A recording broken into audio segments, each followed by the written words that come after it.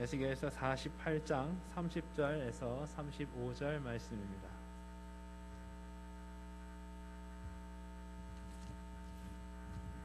에스겔서 48장 30절에서 35절 말씀.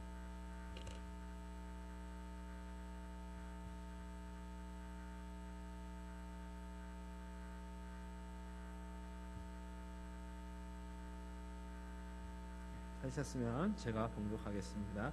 그 성읍의 출입구는 이러하니라. 북편의 광이 4,500척이라.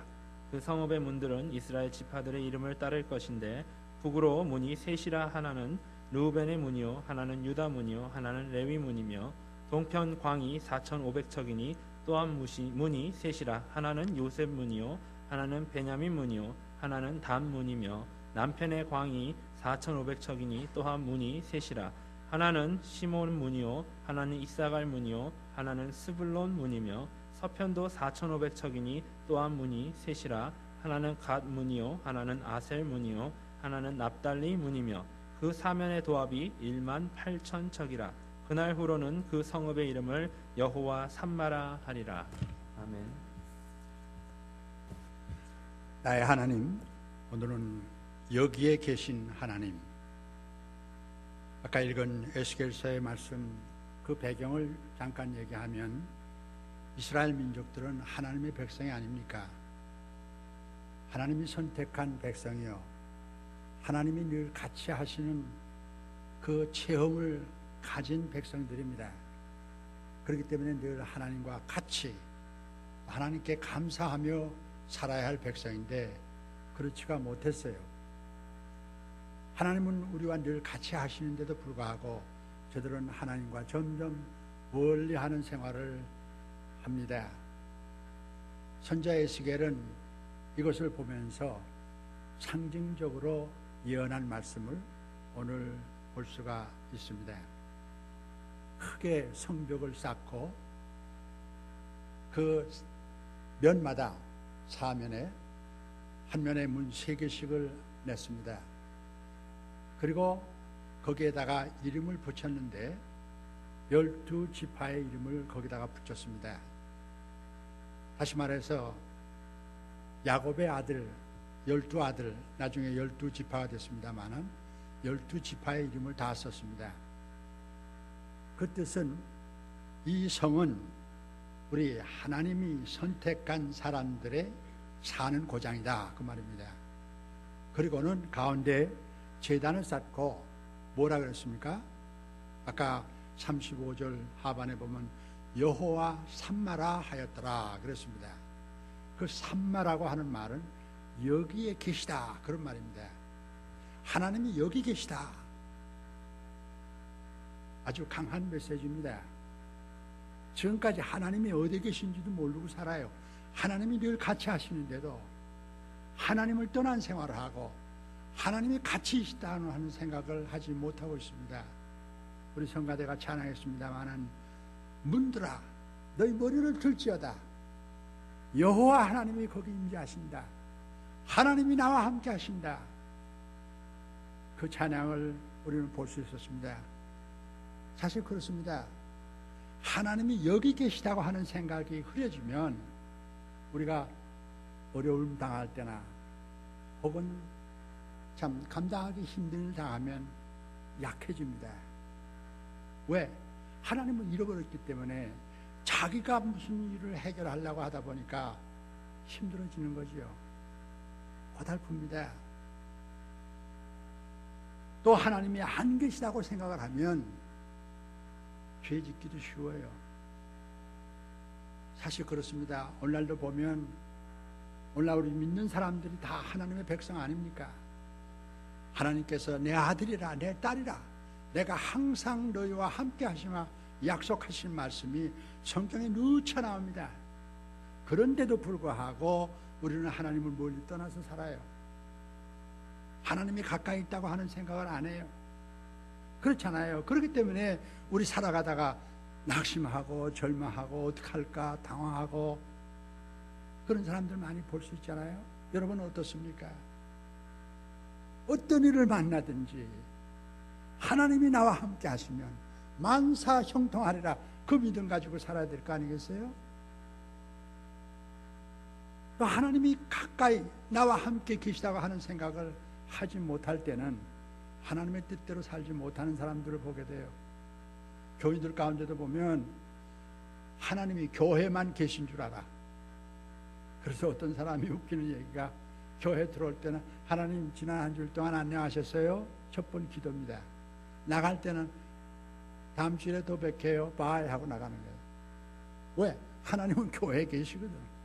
그래서 교회 올 때는 점잖게 있고, 그리고 마음도 가다듬고, 걸음걸이도 아주 거룩하게. 그러나 일단 밖에만 나가면 하나님 안 계시거든. 그러니까 일반 사람들보다도 더 못하게 사는 사람들이 있더라고요. 장로님들 가운데도 저 그런 사람 봤어요. 아주 교회 나오면 아주 의젓한 장로님이고 교회 봉사 열심히 하고 모든 사람들에게 존경을 받아요. 그런데 밖에 일단 나가면 아니야. 술자석에 가가지고도 나 한 잔 더 줘. 장로된 하나의 컴플렉스라고 볼 수 있어요. 나 장로라고 너희들 날 구별하지 마라. 나는 너보다 더 술잔 하나 더 할 수도 있어. 맹랑한 사람이죠.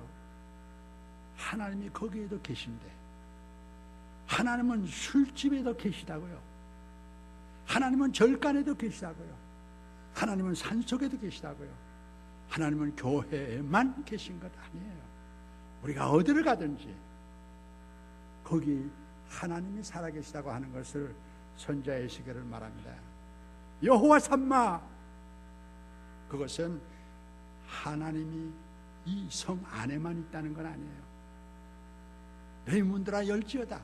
너희가 나아가는 곳 어디든지 하나님께서는 거기 함께 계시다고 하는 얘기입니다. 사실 그렇지 않습니까?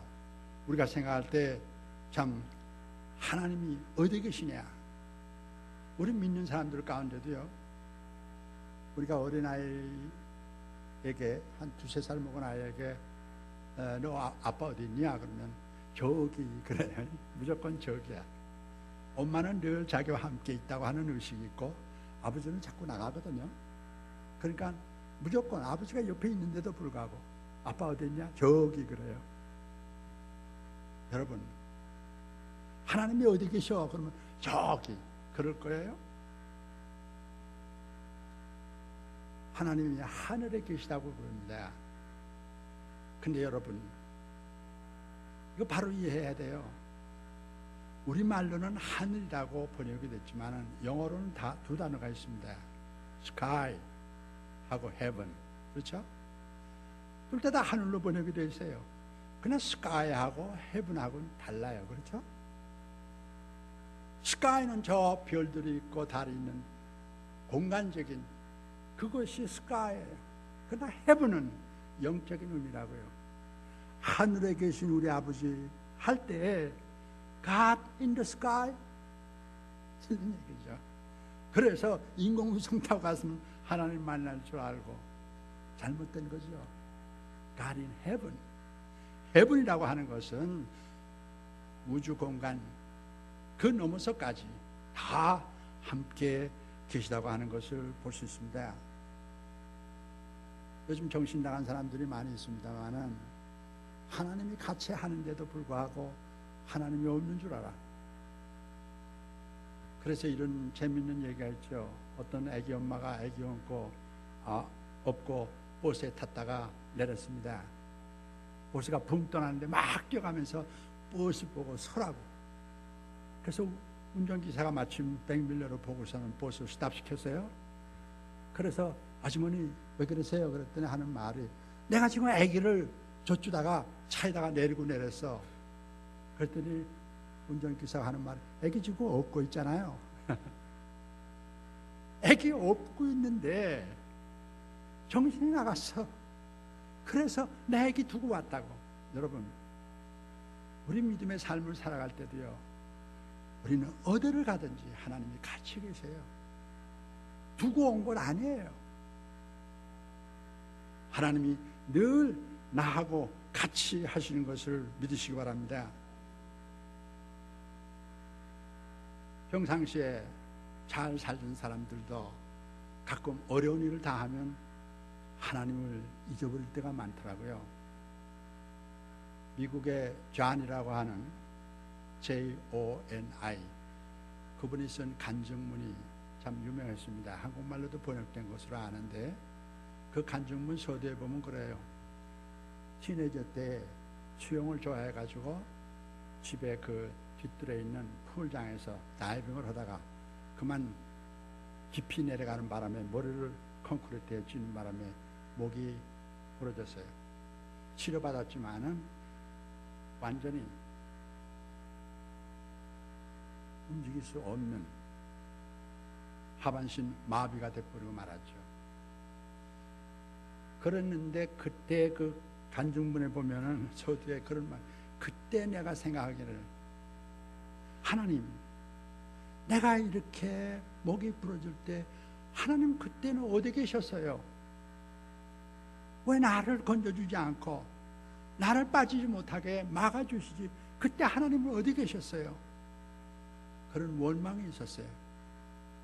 그러나 말씀을 듣고 회개하고 자기 정신으로 돌아오고 하나님의 사랑을 깨달았을 때 그는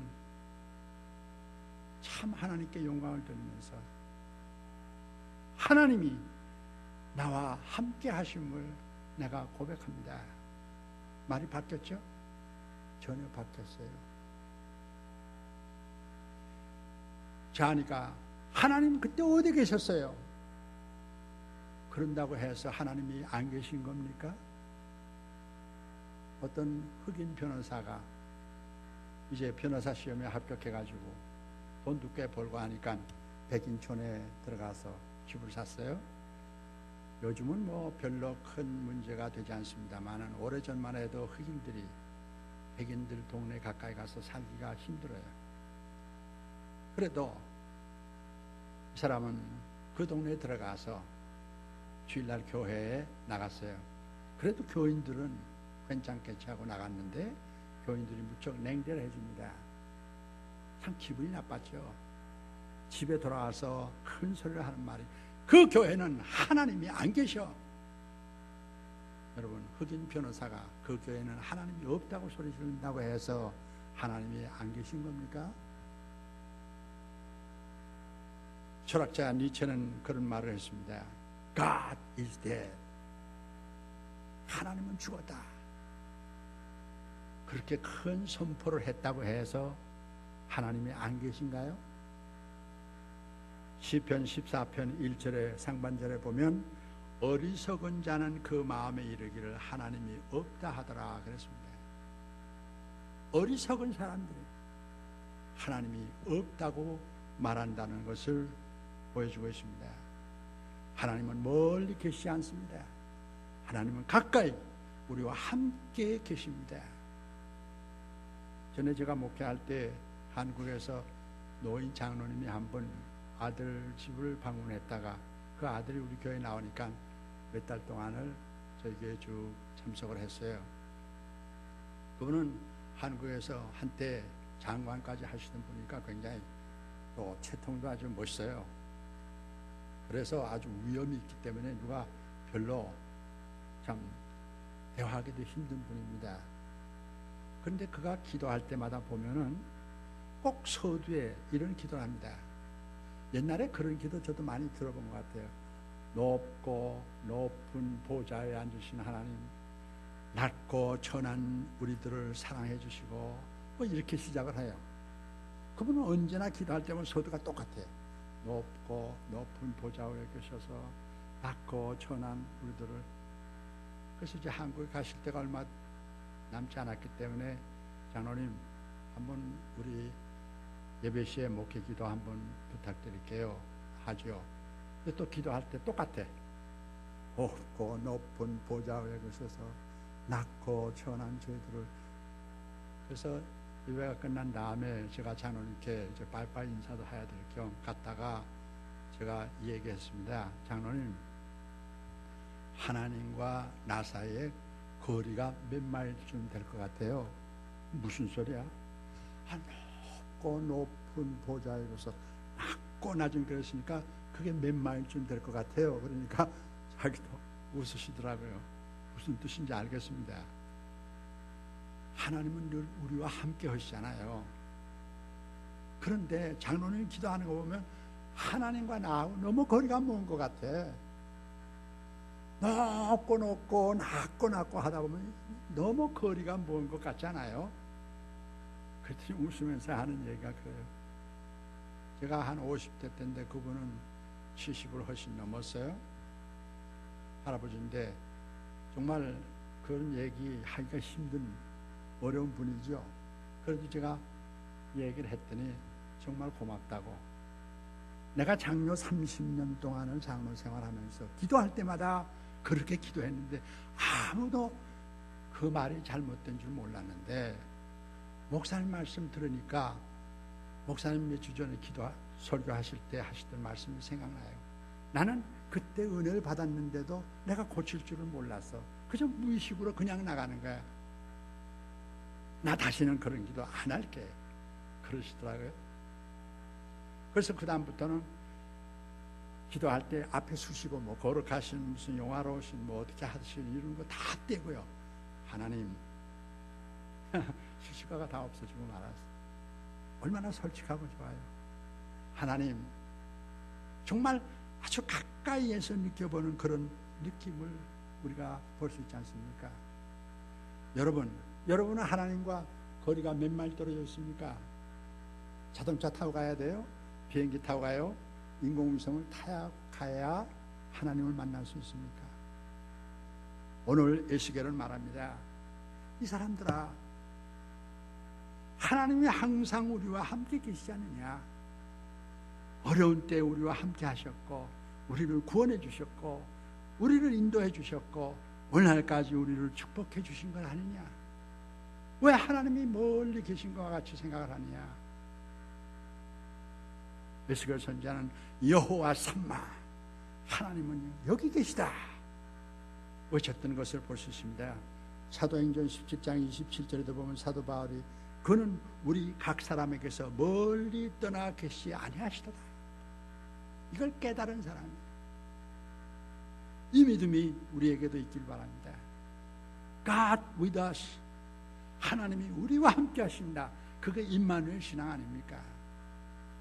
여러분, 우리가 어떤 일을 당하든지 어디에 가든지 무엇을 하든지 하나님은 임마누엘, 하나님은 나와 함께 하신다는 확신을 가지고 살아가시길 바랍니다. 어떤 이가 젊은이인데 저한테 질문을 해요. 목사님, 하나님이 항상 함께 계시다는데 제가 잘 믿으라 그러니까 믿긴 믿어요.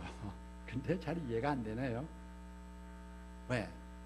어떻게 하나님이, 제가 한국에 있을 때는 하나님이 여기 계시다, 하나님 여기 계시다 그러는데 미국 오니까 하나님 여기 계시다, 하나님 여기 계시다 그러는데 이게 잘 이해가 안 되네요. 과학적인 공간적인 입장에서 퀘션이 온 거죠. 그래서 제가 그랬습니다. 과학적인 질문을 하니까 내가 과학적으로 대답할게. 신앙적으로 대답하면 믿습니다라고 밖에 할 수가 없으니까 과학적으로 설명 하나 해줄까? 말씀해 보세요. 요즘 그 내비게이터라고 하는 게 나왔지 않냐고. GP.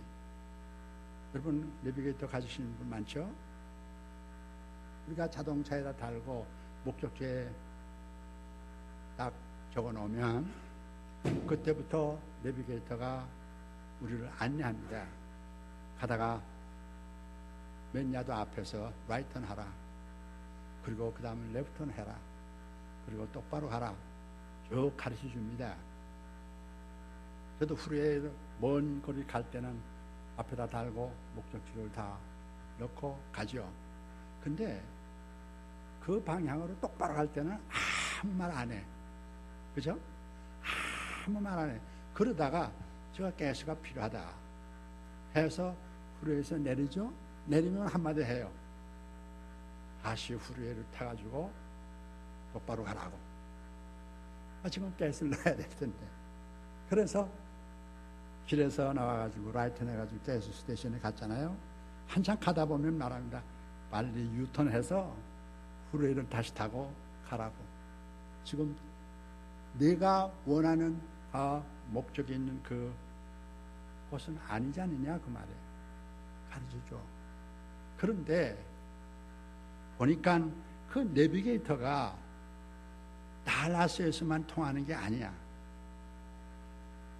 캘리포니아에 가서도 통하고 뉴욕에서 가도 통하고 거기에서도 다 나한테 일러줘. 어디서나 한국에 가서도 마찬가지야. 물론 과학적으로 설명이 되지. 인공위성과 연관이 되니까 한다고 하지만은 그러나 내비게이터를 가지고 있으면은 한국에 있으나 미국에 있으나 캘리포니아에 있으나 뉴욕에 있으나 어디서도 다 안내를 해줘. 그러니까 목사님 말씀하시는 게 대강 짐작이 갑니다. 그래요. 물론 과학적인 대답이 정답은 아니지만 오늘날 과학의 발달이 오히려 하나님을 이해하게 해주는 도와주는 역할을 많이 하는 것을 볼 수 있습니다. 기도도 마찬가지예요. 제가 어렸을 때지만은 많은 사람들이 부흥에 모여가지고 설교 끝나가지고 통성기도 하라고 했잖아요. 그러면 수백 명, 어떤 때는 수천 명이 와와와 기도합니다. 저는 어렸을 때니까 통성기도 그렇게 오래를 못해요. 짧게 하고 아멘 하고 봤는데 모든 사람들이 손을 들고서 주여 믿습니다. 이루어 주시옵소서. 뭐 기도들 다 하더라고요. 그때 문득 생각해, 야 하나님도 꽤 바쁘시겠다. 저걸 어떻게 다 듣지? 저는 두세 사람이 같이 얘기해도 못 알아들어요. 그죠? 여러분도 어때요? 그런데 많은 사람들이 모여서 기도하는데 어떻게? 내 기도를 들어 응답하실 줄은 믿습니다 하면 했는데 하나님이 어떻게 다 들어주실까? 귀가 나는 2개밖에 없어서 그래도 하나밖에 못 듣는데 귀가 몇만 개, 몇천 개가 될까? 그런 생각을 해봤어요. 그러나 이 내비게이터를 보면서 그렇다. 내비게이터는 우리가 가다가 잘못될 때 바로 가르쳐 줍니다. 그런데 나 혼자만 가르쳐 주는 거 아니에요. 생각해 보니까 이 미국 바닥에 자동차가 몇 대가 다닙니까? 수백만 대가 왔다 갔다 하는데 저마다 내비게이터 가지고 있으면은 저마다 코치해줘요. 그렇죠? 저마다 코치해줘요. 그 인공위성이 뭐 수십만 개가 있어서 따로따로 가르쳐 주는 거 아니에요. 하나가 다 가르쳐 준다고요. 그렇다. 내비게이터도 내가 들을 때 동시에 저 사람은 저 사람대로 알려주고 이 사람은 이 사람대로 알려주고 다 알려주잖아요. 마찬가지로 하나님께서 우리의 기도를 다 들어서 응답하신다는 뜻이 바로 그런 뜻이 아니냐. 참 과학적으로 증명해 주시니까 더 분명하네요. 그렇습니다. 나의 하나님은 어디 계십니까? 과학적으로도 설명이 가능한데 우리가 어디를 가든지 어디 있든지 하나님께서는 나와 함께 하시는 거예요. 시편 139편 8절에서 10절 보면 다윗이 벌써 그거 내비게이터 나오기 전에 그런 것을 다 알고 말했더라고요. 내가 하늘에 올라갈지라도 거기 계시며 음부에 내 자리를 펼치라도 거기 계시나이다. 내가 새벽 날개를 치며 바다 끝에 가서 거할지라도 곧 거기서도 주의 손이 나를 인도하시며 주의 오른손이 나를 붙드시나이다 그랬어요. 다윗이 벌써 옛날 사람인데 벌써 그것을 깨달았어요. 하나님은 내가 하늘에 올라가도 거기 계시고 저 음부에 내려가도 거기 있고 저 바다 끝에 가도 거기 계시고 어디든지 계신 하나님 깨달았어요. 그래서 다윗이 괜찮은 분이라고 말할 수 있잖아요. 여러분, 우리도 하나님은 우리가 어디를 가든지 내가 교회에 있어도 내가 가정에 있어도 내가 한국에 가도 내가 미국에 있어도 하나님은 여기 계시다. 여호와 삼마. 그 신앙이 우리에게 있기를 바랍니다. 하나님은 영원히 살아계시고 지금도 우리 가까이에서 우리와 함께 하십니다. 유명한 신학자 불트만이 그래서 하나님에 대해서 말하면서 Now and here, 너무나 유명한 말이에요. 하나님은 어디 계십니까? Now, 지금. 과거에 아니라 지금.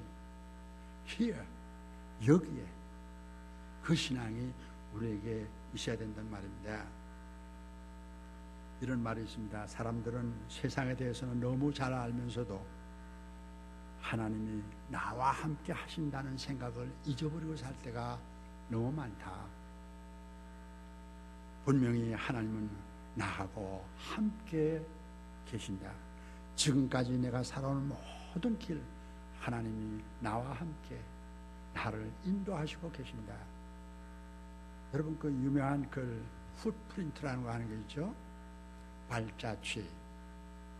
어떤 사람이 그 내용을 풀이해서 설명하면 이렇습니다. 어떤 사람이 이제 하늘나라에 갔거든요. 예수님 옆에 앉아서 자기가 살아온 인생길을 쭉 보듬어 봅니다. 근데 예수님 죄송해요. 제가 똑바로 걷지 못하고 그저 우왕좌왕 안 갈 때 가고 저 비칠비칠 걸면서 그래도 여기까지 왔잖아요. 그랬더니 그래 참 수고 많이 했다. 그래서 그 다음 다시 그 마치 모래사장의 발자국처럼 쭉 발자국을 볼 수 있는데 보니까 어떤 때는 발자국이 둘이 같이 오다가 어떤 때는 하나가 되다가 어떤 때는 둘이 되다가 또 하나가 되다가 둘이 되다가 하나가 되어 거기까지 왔어요. 근데 가만 보니까 그때가 어느 때냐면 자기가 제일 어려웠을 때야. 그렇잖아요. 우리 인생 살아가는 동안에 편안할 때도 있고 힘들 때도 있고 편안할 때도 있고 어려움을 당할 때도 있고 그래요. 근데 그때 예수님께 좀 항의적으로 얘기를 했습니다. 예수님, 왜 하필 내가 제일 어렵고 괴로울 때 편안할 때는 같이 동행하시더니 왜 어려울 때는 발자국이 하나밖에 없습니까? 그때 왜 나를 내버려 두셨어요? 그때 예수님께서 웃으면서 하시는 말씀이 이것 봐, 그 발자취를 잘 보라고. 그 발자취는 네 발자취가 아니야, 내 발자국이야. 네가 힘들어서 쓰러지고 넘어질 땐 내가 너를 업고 왔지. 그러다가 제정신 좀 들면은 또 놓고 같이. 그래서 발자국이 두 개야. 그러다가 또 어려운 일을 당하면 그냥 쓰러져. 일어서질 못해. 어떡하겠냐? 내가 너를 업고 갔지. 그것이 풋프린트라는 유명한 글입니다. 우리도 인생길 가는 길에 때로는 나 혼자인 것처럼 그래서 힘들다고 생각할 때가 많아요. 그러나 아닙니다. 주님은 우리와 함께 계십니다. 제가 복음성가 가운데 그 복음성가도 하도 많으니까요. 안 좋은 것들도 많아요. 신앙적으로 오히려 해야 되는 것들도 많이 있어요. 근데 좋은 것들은 참 좋아요. 어떤 것들은 아주 좋은 것들은 찬송가로 되는 거 있잖아요. 그런데 그 중에 하나가 나의 등 뒤에서 나를 도우시는 주, 나의 인생길에서 지치고 고나여 매일처럼 주저앉고 싶을 때 나를 밀어주시네. 우리 한번 같이 부를 수 있으면 좋겠는데요. 제가 예전에는 그전에도 말했지만 목소리가 아주 멋있어서 독창도 했지만 지금은 아니, 또 이것은 우리 같이 부르는 것이 더 의미가 있을 것 같아요. 우리 반주 좀 다 아시죠? 나의 등 뒤에서 나를 도우시는 주, 나의 인생길에서 지치고 고나여 매일처럼 흐르고 싶을 때 나를 밀어주시네. 일어나 걸어서 힘을 주리.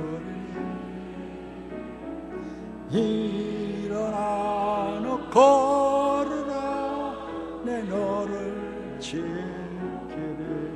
2절 날 등 뒤에서 나를 도우시는 주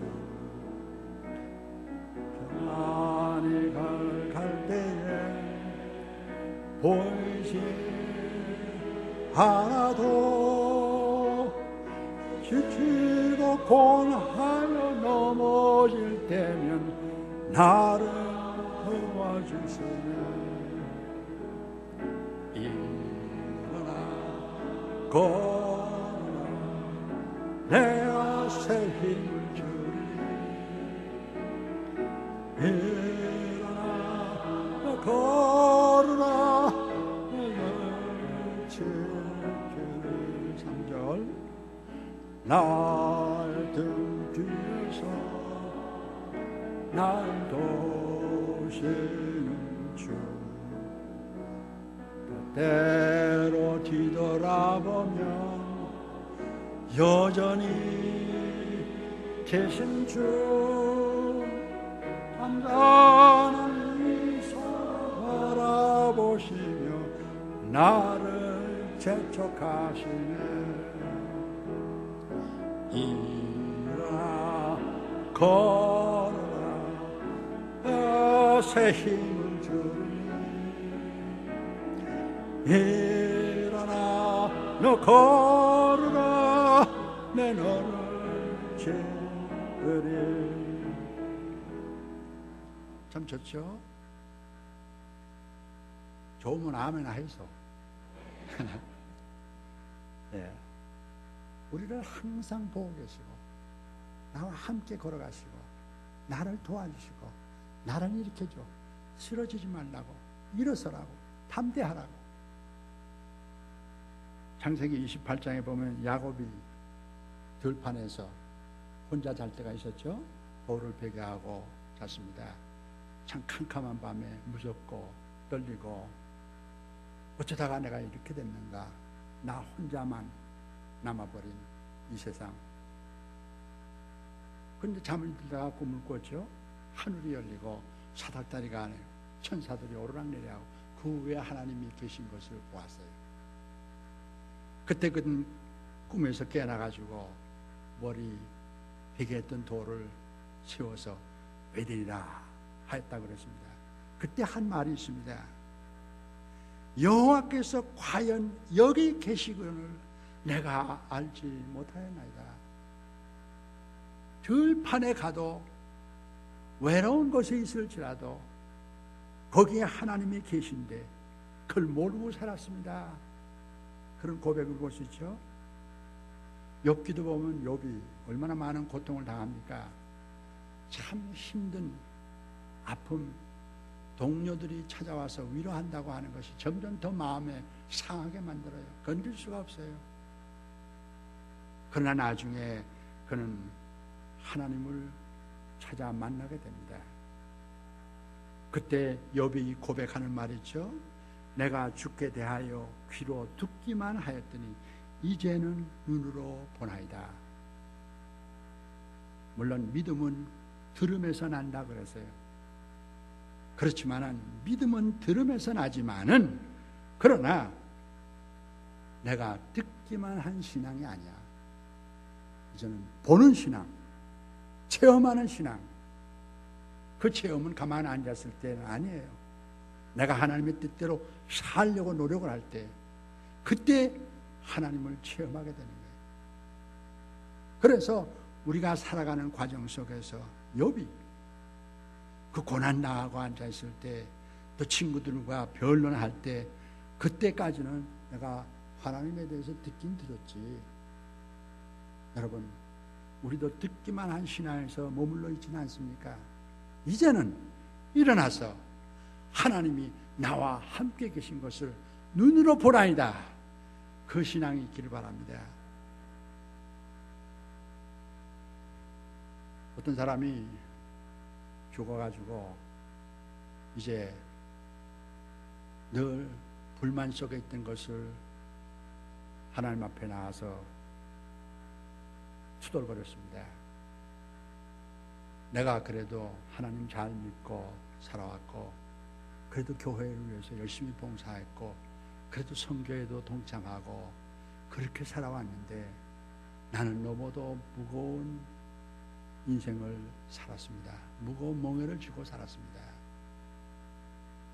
왜 하나님은 공평하신 하나님이라고 그러는데 하나님 불공평해요.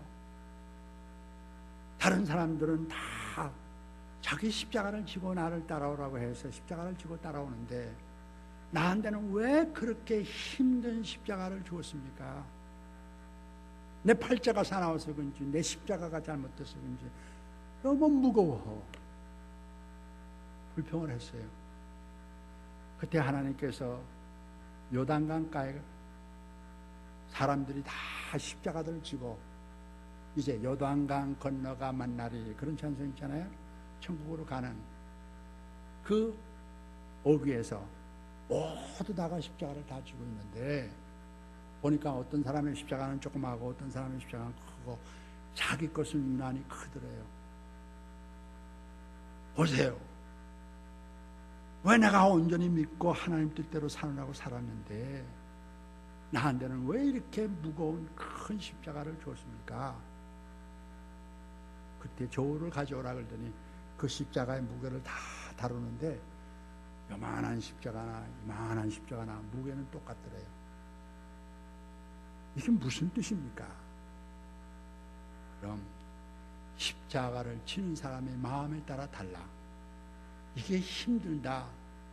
왜 나한테는 이렇게 큰 어려운 십자가를 줬나 하고 생각하고 가는 사람은 그 십자가가 무거워. 그러나 온전히 하나님을 믿고 하나님의 뜻대로 하나님과 더불어 산 사람은 그 십자가가 너보다 더 커도 그게 가벼운 거야. 예수님께서 가르쳐 주지 않냐? 수고하고 무거운 짐진자들아 다 내게로 오라. 내 멍에는 쉽다, 가볍다. 내게 와서 배우라 그러지 않았냐? 온유하고 겸손한 것을 배우면 그 십자가는 가벼운 거야. 너는 지금까지 살아오는 과정 속에서 온유와 겸손이 없었어. 그렇기 때문에 밤낮 자기의 형편을 불만 불평 속에 살다 보니까 네 십자가는 무거워 보인 거지. 저울에 달아봤지 않냐? 다 똑같아. 문제는 예수 그리스도한테 그것을 배웠더라면 그 십자가는 가볍게 춤추면서 왔을 거 아니냐? 여러분 어떻게 생각하십니까? 시편 16편 8절에 보면 다윗이 말합니다. 내가 여호와를 항상 내 앞에 모시며 그가 내 우편에 계심으로 내가 요동치 아니하리라 그랬어요.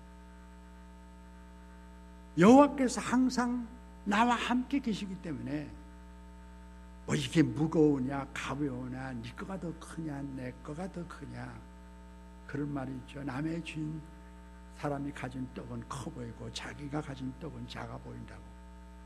다 같은데 남이 가진 것은 더 커 보여. 그리고 힘든 거는 남이 가진 거는 가벼운데 내가 가진 거는 더 무거운 것 같아. 그것은 마음에 달린 거야. 참 신앙에는 하나님께서 나와 항상 함께 계시기에 나는 요동치 않아. 무겁다 가볍다 불평 없어. 무슨 힘으로 이 세상을 이길 겁니까? 하나님이 나와 함께 계시다. 여호와 삼마. 그 신앙이 우리에게 있을 때 우리는 흔들리지 않고 담대하게 살아나갈 수도 믿습니다. 시편 16편 11절에 보면 주께서 생명의 길로 내게 보이시니 주 앞에는 기쁨이 충만하고 주의 우편에는 영원한 즐거움이 있나이다. 이게 믿는 자의 고백입니다. 그냥 내 것이 무겁다, 네 것이 가볍다, 왜 불공평하냐, 나한테는 왜 이렇게 힘드냐. 하나님은 공평하신 하나님. 문제는 내가 그것을 어떻게 하나님이 나와 함께 계시냐 아니면 내가 동떨어져서 그 멍에를 다 제가 지고 가는. 예수님께서는 그 무거운 십자가 상상도 할 수 없는 그 고통의 십자가를 지면서도 내 짐은 가볍다고 말씀하시지 않았냐. 그 가벼움을 짊어지고 가는 사람이 어떠한 큰 힘을 가졌다고 하더라도 능히 이길 수 있는, 하용조 목사님이 돌아가셨죠.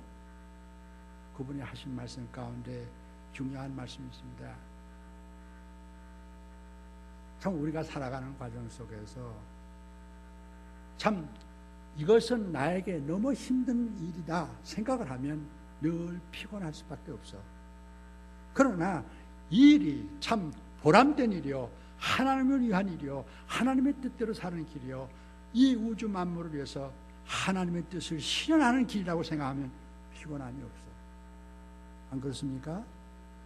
내 마음에 안 드는 거 하려면 많은 일도 귀찮아, 피곤해. 그러나 내게 좋은 일이 있으면 그보다 더 큰 일, 어려운 일이라도 해낼 수 있잖아요. 그게 바로 믿음입니다. 그것이 바로 신앙이라고 하는 것을, 그래서 다윗은 자기에게 주어진 그 힘든 고난의 역사가 내게 있지만 그러나 나는 가볍게 그리고 기쁘게 그리고 즐거워하면서 산다 그랬습니다. 여러분도 다 다윗처럼 우리 인생이요, 힘들다, 무겁다, 피곤하다 그렇게 살지 마시고 하나님이 나와 함께 하신다는 확실한 신앙을 가지고 가볍게 춤추면서 즐거워하면서 사는 여러분들이 되시기를 간절히 축원합니다. 찬송가 415장 참 신앙의 고백이죠. 주 없이 살 수 없네, 나 혼자는 못 써. 힘없고 부족하여 지혜도 없어. 그러나 주는 나의 생명이요, 주는 나의 힘이시라. 내 곁에 계신 주님 늘 힘이 되시네. 나의 힘이 되신 여호와여, 내가 주를 사랑하나이다. 다 함께요. 나의 힘이 되신 여호와여, 내가 주를 사랑하나이다. 같이 기도합시다. 하나님 아버지, 오늘 에스겔서를 통해서 하나님이 여기 계시다는 확신을 우리에게 주신 것을 감사합니다. 우리는 때로는 하나님이 멀리 계신 것처럼 살 때가 많았습니다. 하나님이 용서해 주시옵소서. 그래서 하나님이 멀리 계신 줄 알고 잘못된 길을 갈 때도 있었습니다. 하나님 용서해 주시옵소서. 하나님이 멀리 계신 줄로 알고 피곤하게 불평만 하고 산 때가 있었습니다. 용서해 주시옵소서. 임마누엘 하나님을 믿어 여호와 삼마 하나님은 여기 계시다, 그 믿음 가지고 이 세상 승리하며 살아갈 수 있도록 하나님 은총 베풀어 주시옵소서. 예수님의 이름으로 기도하옵나이다. 아멘. 찬송